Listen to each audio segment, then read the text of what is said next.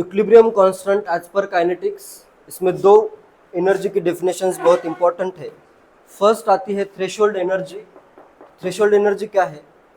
It is the minimum amount of energy which is the colliding molecules must possess in order to make the chemical reaction to occur.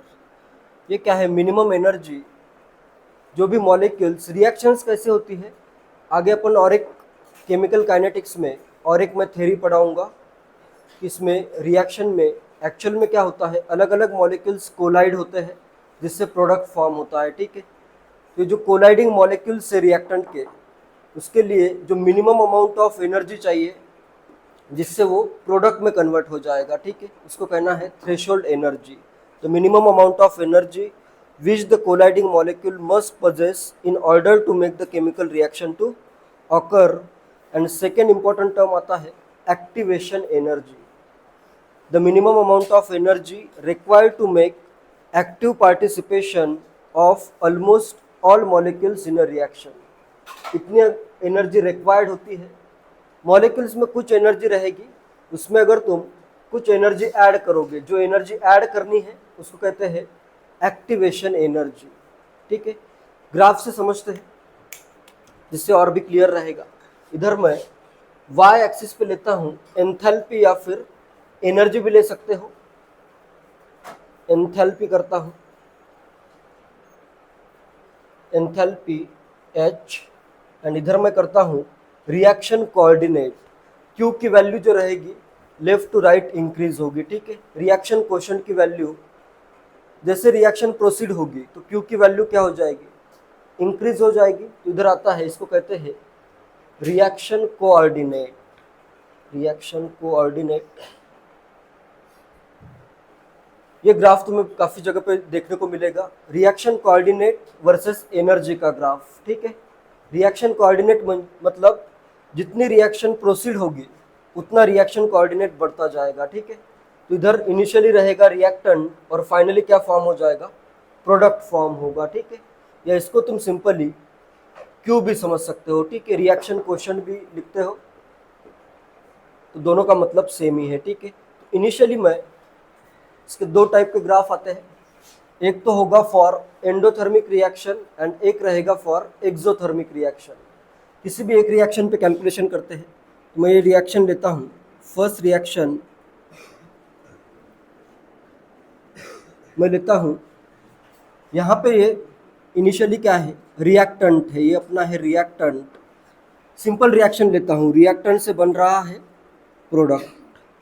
ठीक है, इधर आएगा reactant और यहाँ पे आ जाएगा अपना प्रोडक्ट।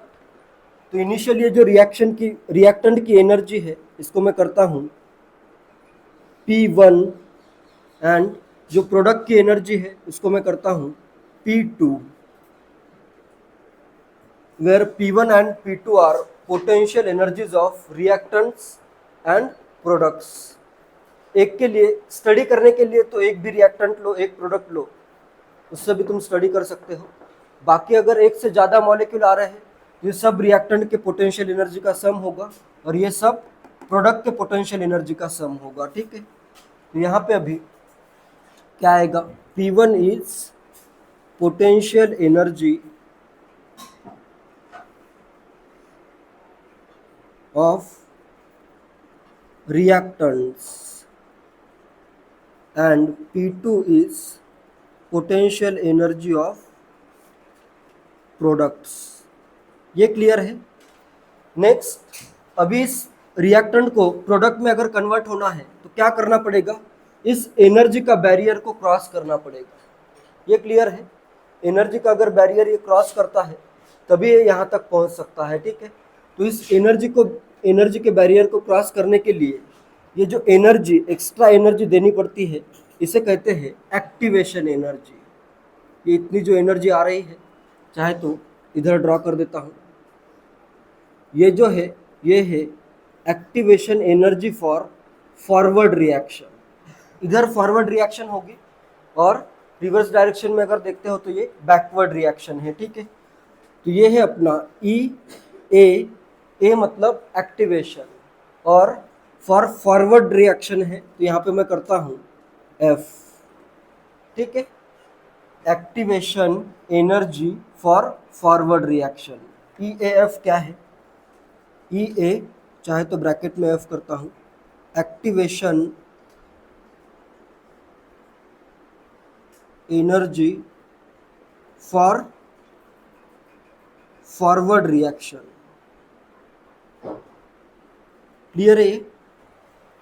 इतनी एनर्जी अगर मैं सप्लाई करता हूं तो टोटल एनर्जी कितनी आ रही है? इधर ये अपना जीरो है, तो टोटल एनर्जी कितनी आ रही है?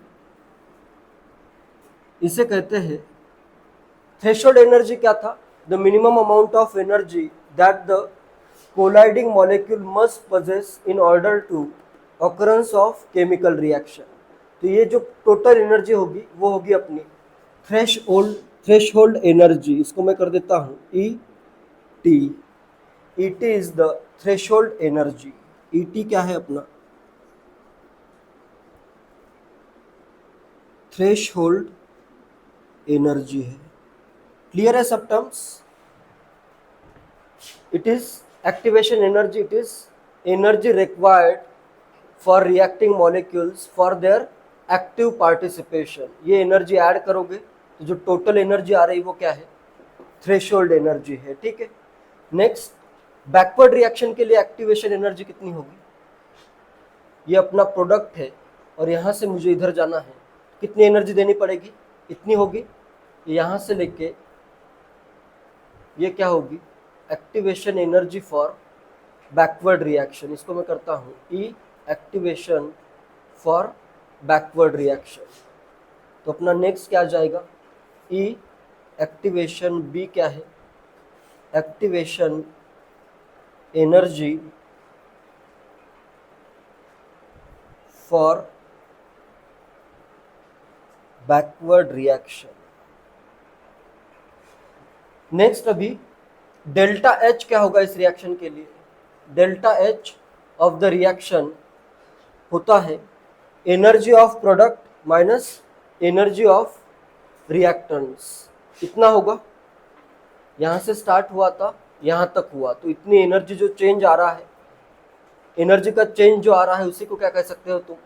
Change in enthalpy of the reaction is होता है एनर्जी ऑफ प्रोडक्ट या delta H of product minus delta H of reactants. ठीक है, रिएक्टेंट्स कर देता हूँ। इज इक्वल टू क्या आएगा? P2 minus P1। ये किस टाइप की रिएक्शन होगी? एंडोथर्मिक या एक्सोथर्मिक? P2 ज़्यादा है, प्रोडक्ट की एनर्जी ज़्यादा है, रिएक्टेंट की एनर्जी कम है, तो अपने को क्या करना पड़ेगा? एनर्जी सप्लाई करनी पड़ेगी या एनर्जी एब्जॉर्ब होगी इसमें। तो ये किस टाइप की रिएक्शन आएगी?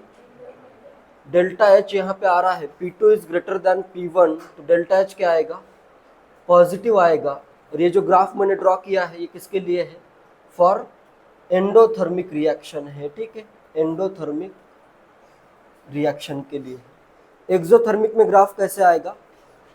ये जो प्रोडक्ट की एनर्जी होगी वो कम आएगी as compare to energy of reactant. Exothermic का भी देखते हैं।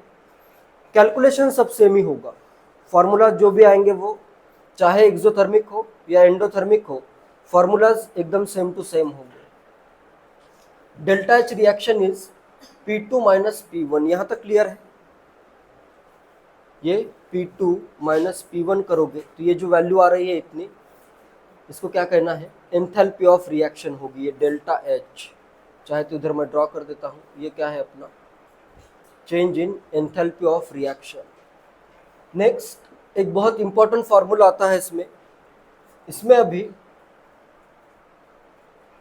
मैं ये लिख सकता हूँ, threshold energy is equal to summation of energy, potential energy of reactants plus activation energy for forward reaction लिख सकता हूँ, या फिर potential energy of reactant is equal to threshold energy minus energy of activation for forward reaction लिख सकता हूँ।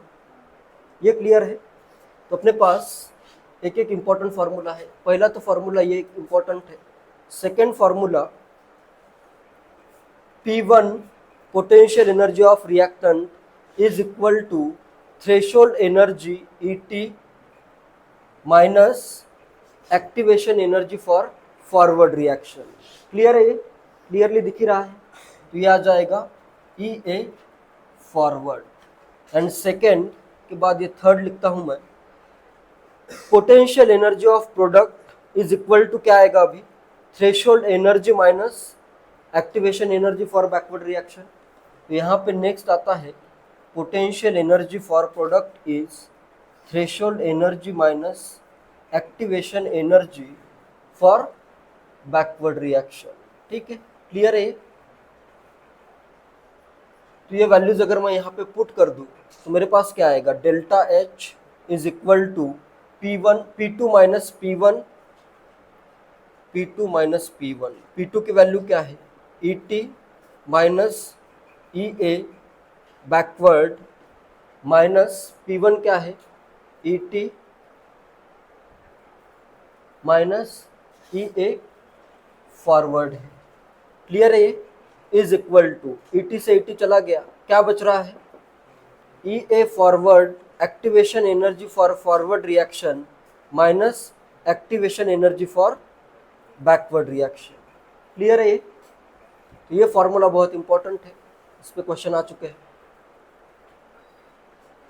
इसका use further next आगे के डेरिवेशंस में भी होगा। तो देखो ये डेल्टा एच क्या है, activation energy for forward reaction this minus this अगर मैं कर दूं तो यहाँ पे आ जाएगा अपना डेल्टा एच। एंडोथर्मिक रिएक्शन के लिए फॉरवर्ड रिएक्शन की एक्टिवेशन एनर्जी ज्यादा है या बैकवर्ड रिएक्शन की,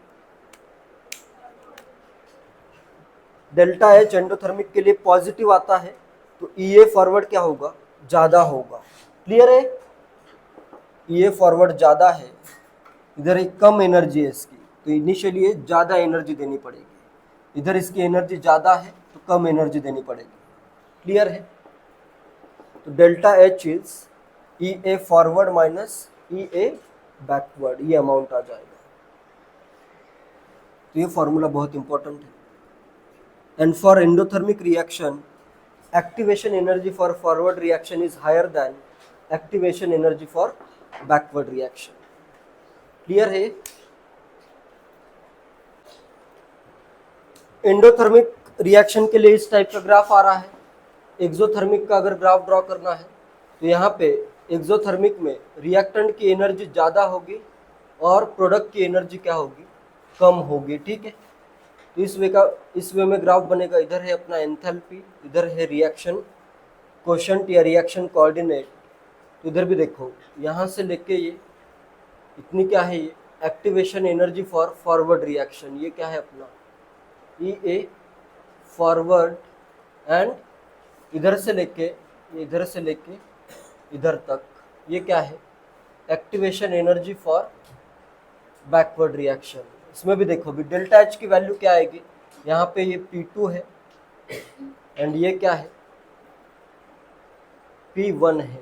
delta H is equal to P2 minus P1, क्या आएगी डेल्टा एच की वैल्यू यहाँ पे, निगेटिव या positive, delta H is P2 minus P1। P2 कम है, P1 ज़्यादा है, तो क्या आएगी, निगेटिव। तो यहाँ पे देखो एनर्जी क्या हो रही है, प्रोडक्ट की एनर्जी कम है, रिएक्टेंट की एनर्जी ज़्यादा है, तो एनर्जी क्या हो जाएगी, रिलीज हो जाएगी। ठीक है, तो ये क्या है अपनी एक्सोथर्मिक रिएक्शन है। एंड रिएक्शन तो एक्सोथर्मिक है ही, साथ में ये फॉर्मूला सेम ही रहेगा या चेंज हो जाएगा, delta H is equal to EA forward minus EA backward, same ही रहेगा। EA फॉरवर्ड देखो यहाँ पे अभी कम है और EA बैकवर्ड ज़्यादा है, तो ये वैल्यू क्या आएगी, निगेटिव आएगी।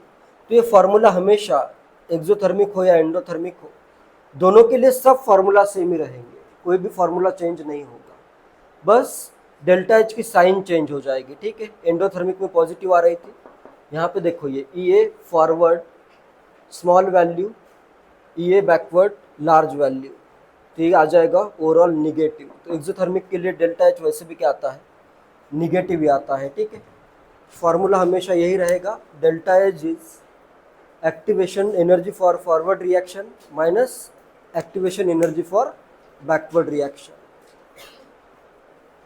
नेक्स्ट एक इंपॉर्टेंट इक्वेशन है Arrhenius equation. Arrhenius equation, Arrhenius equation होता है, ये रिलेट करता है rate constant of the reaction with its activation energy and temperature. It is relationship between rate constant के होगा अपना स्मॉल के लिखा हुआ है ये, रेट कांस्टेंट ऑफ रिएक्शन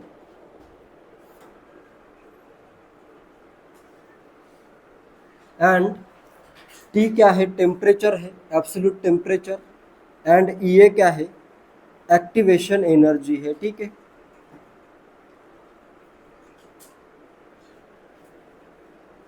ये बताओ मुझे एक्टिवेशन एनर्जी अगर कम है तब रिएक्शन फास्ट होगी या एक्टिवेशन एनर्जी ज़्यादा होगी तब रिएक्शन फास्ट होगी? क्या लगता है? एक्टिवेशन एनर्जी अगर मुझे यहाँ से जाना है इधर, ये एक है, और मुझे इधर से जाना है इधर, किसमें कम एनर्जी, मतलब इधर एक्टिवेशन एनर्जी ज़्यादा है, इतनी है, इधर एक्टिवेशन एनर्जी सिर्फ इतनी है। कौन सा हिल क्रॉस करना इजी है? एक्टिवेशन एनर्जी अगर कम है तो रेट क्या होगा रिएक्शन का, ज़्यादा होगा, फास्टर होगा। ठीक है, ये तो एकदम लॉजिकल है, कम एनर्जी का हिल क्रॉस करना इजी है। नेक्स्ट, टेम्परेचर अगर ज़्यादा होगा तब एनर्जी का हिल इजीली क्रॉस होगा या कम टेम्परेचर पे इजीली क्रॉस होगा? ज़्यादा टेम्परेचर पे। ज़्यादा टेम्परेचर मतलब मॉलिक्यूल्स में ज़्यादा एनर्जी प्रेजेंट है, तब वो एनर्जी हिल को इजीली क्रॉस कर सकते हैं। तो रिएक्शन का रेट कब फास्टर होगा? एट हायर टेम्परेचर ये फास्टर होगा, and at lower activation energy ये फास्टर होगा। तो इसी को रिलेट करने के लिए यहाँ पे rate constant K of any reaction K is equal to आता है A E to the power minus E A by R T. यहाँ पे ये के क्या है? रेट कांस्टेंट है। ठीक है, रेट कांस्टेंट अपन ने देखा था, के सी इज इक्वल टू क्या आता है, rate constant for forward reaction divided by rate constant for backward reaction. Equilibrium constant का जो फॉर्मूला डिराइव किया था using rate of forward reaction and rate of backward reaction, तब आया था रेट कांस्टेंट। तो ये आगे अपना के rate constant is equal to, यहाँ पे ए होता है, इसको कहते हैं pre exponential factor. Pre exponential factor, ये एक्सपोनेंशियल है अपना, इससे पहले आ रहा है, तो प्री एक्सपोनेंशियल फैक्टर। ये तो क्या है, एक्टिवेशन एनर्जी, टी टेम्परेचर, और आर गैस कांस्टेंट है। तो अरेनियस इक्वेशन बहुत इंपॉर्टेंट है, इस पर डायरेक्टली भी जेईई मेंस में तो इस पर लगभग 10 बार क्वेश्चन आया है। बस इतना भी इक्वेशन अगर तुम्हें पता है तो इससे तुम डायरेक्टली थोड़ा सा मैथ लगा के क्वेश्चन सॉल्व कर सकते हो। नेक्स्ट यहाँ पे मैं क्या करता हूँ, इधर मैं लेता हूँ लॉग लेता हूँ या ln लेता हूँ, तो क्या आएगा, ln k is equal to ln a minus E A by R T. Activation energy अगर ज़्यादा होगी तो k की वैल्यू क्या आएगी, ई ए अगर ज़्यादा है तो k क्या होगा, कम होगा, ln के कम होगा ना, इधर ई ए अगर ज़्यादा है तो ज़्यादा निगेटिव है। Greater the activation energy lower will be the rate constant, logic से भी यही आ रहा था। And next, higher the value of temperature, temperature अगर ज़्यादा है तो ये वैल्यू क्या हो जाएगी, ये वैल्यू क्या हो जाएगी, कम। तो निगेटिव में ये सब्ट्रैक्ट जो हो रहा है, कम वैल्यू सब्ट्रैक्ट होगी, मतलब इसकी वैल्यू क्या आएगी, ज़्यादा आएगी। ठीक है, हायर टेम्परेचर पे रेट कांस्टेंट क्या होगा, हायर होगा। क्लियर है ये? तो ये फॉर्मूला अपना बहुत इंपॉर्टेंट है। अरेनियस इक्वेशन से आगे वॉन्ट ऑफ इक्वेशन कैसे डिराइव होता है वो देखते हैं। नेक्स्ट देखते हैं वॉन्ट ऑफ इक्वेशन कैसे आता है। अरेनियस इक्वेशन का मैं यूज करता हूँ। देखो अपने पास क्या है, रेट कांस्टेंट, अरेनियस इक्वेशन क्या है, rate constant is equal to A E to the power minus E A by R T है। ये क्लियर है। नेक्स्ट मैं क्या करता हूँ, rate constant for forward reaction is equal to A for forward reaction करता हूँ ई टू द पावर माइनस इधर क्या आ जाएगा E A forward by R T आ जाएगा। क्लियर है ये। एंड सेम लॉजिक से rate constant of backward reaction is A for backward reaction e to the power minus E A backward by R T है। Clear है। Next मैं क्या करता हूं, केसी क्या था अपना, KC is equal to KC concentration क्या आ रहा था, जैसे अगर रिएक्शन है A plus B giving C plus D, तो यहाँ पे rate of forward reaction is rate constant for forward reaction into concentration of A into concentration of B था, and rate of backward reaction is equal to rate constant for backward reaction into concentration of C into concentration of D था। और at equilibrium क्या होता है, दोनों rate same होते हैं, rate of forward and backward reaction are same. तो क्या आया था इधर k f concentration of A into B, ये दोनों को इक्वेट कर दो। तो नेक्स्ट के सी क्या है अपने पास, K C is equal to concentration of C into D by A into B का कंसंट्रेशन इज इक्वल टू क्या आ रहा है के एफ बाय के बी। ये क्लियर है। इसको इधर मल्टीप्लाई करो, इसको इधर मल्टीप्लाई करो। ये सबको क्लियर है, ये ऑलरेडी पढ़ चुके हैं अपन।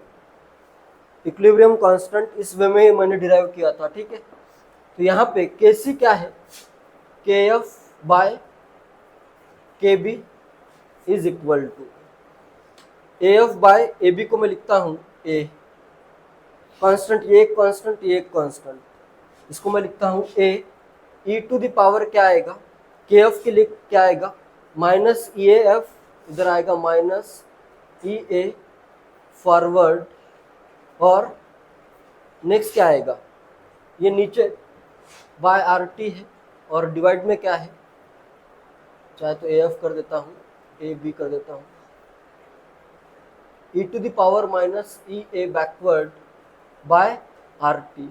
इसको मैं ऊपर लेके जाऊंगा तो ये क्या हो जाएगा, प्लस हो जाएगा। तो यहाँ पे क्या आएगा, एक कांस्टेंट लेता हूँ A E to the power minus E A forward plus क्या आ जाएगा ई ए बैकवर्ड, और इस सब का क्या आ जाएगा, इधर माइनस है, बाय क्या आ जाएगा आर टी। ये क्या लिखा हुआ है, माइनस डेल्टा एच लिखा हुआ है, ये लिखा हुआ है ई A forward minus E A backward क्या होता है डेल्टा एच, तो ये लिखा हुआ है माइनस डेल्टा एच। तो अपने पास delta H is E A forward minus E A backward, तो ये लिखा हुआ है A is equal to A into e to the power minus delta H by R T is equal to क्या आ जाएगा अपना के सी आ जाएगा। क्लियर है ये।